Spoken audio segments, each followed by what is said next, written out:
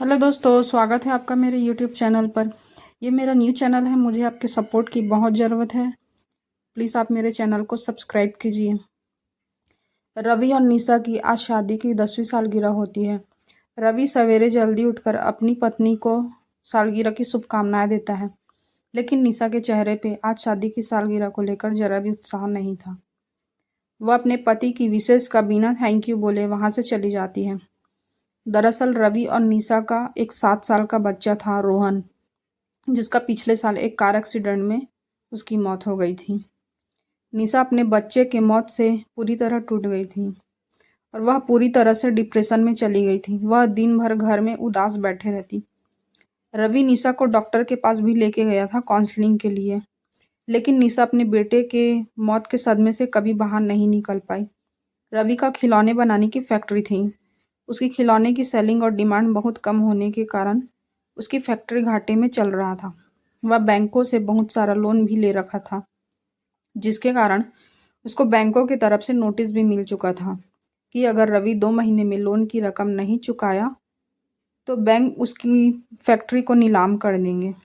इस तरह रवि की ज़िंदगी में दुखों के अलावा और कुछ नहीं बचा था। रवि के आगे पीछे अब उसकी पत्नी के अलावा उसका कोई नहीं था जो उसका सहारा बने। अब वह अपनी पत्नी से फैक्ट्री के बारे में बता भी नहीं सकता, क्योंकि वह नहीं चाहता था कि निशा को परेशानी हो। यह खिलौने की फैक्ट्री रवि के पिताजी ने शुरू की थी जब रवि बहुत छोटा था। रवि के पास अपने पिताजी की फैक्ट्री ही बस बची थी निशानी के तौर पे, जो 2 महीने में नीलाम होने वाली थी। अगले दिन रवि अपने दोस्तों के पास पैसे मांगने के लिए गया, लेकिन लोन की रकम बहुत ज़्यादा होने के कारण रवि को मदद नहीं मिला।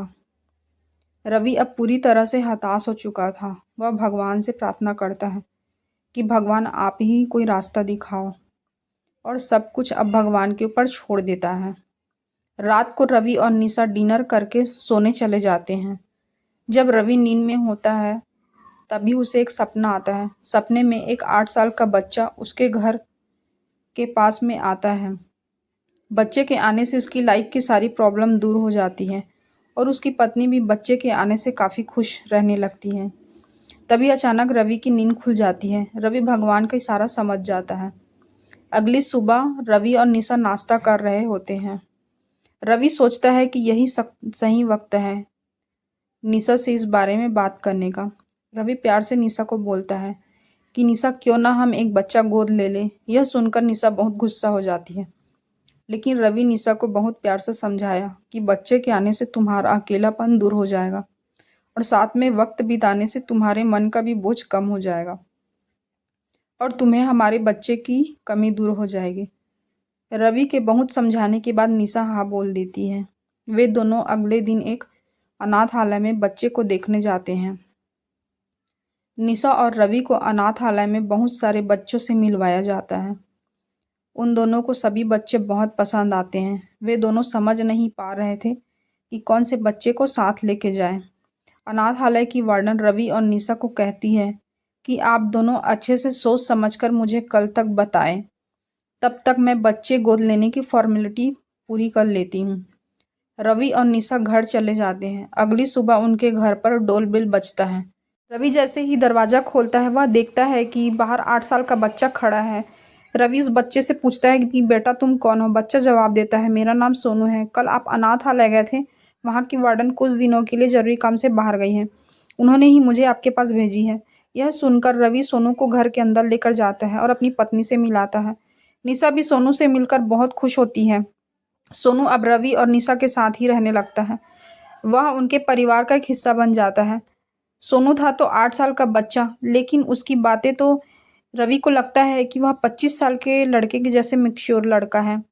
साथ ही वह निशा को भी हमेशा खुश रहने के लिए उपाय बताता है कि आप हमेशा अपने अतीत में ही जी रहे हो, इस कारण आपका प्रेजेंट खराब हो रहा है।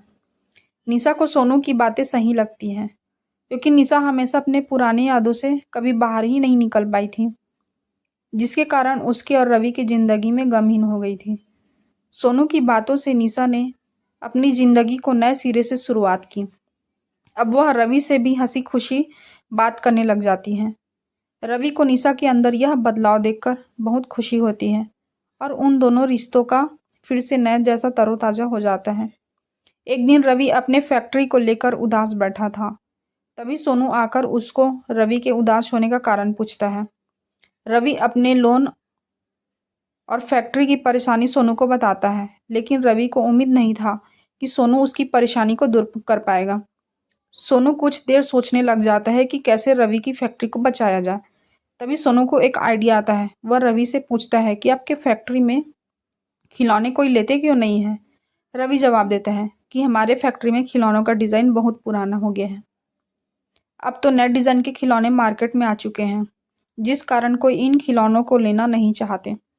सोनू अपना आइडिया रवि को सुनाता है और वो आइडिया यह होता है कि फिर देखते ही 1 महीने में रवि के खिलौने की सेलिंग बढ़ जाती है, जिससे उसके फैक्ट्री में बनाए पुराने खिलौने की सेलिंग भी बढ़ जाती है और रवि अपना लोन टाइम पे चुका भी देता है।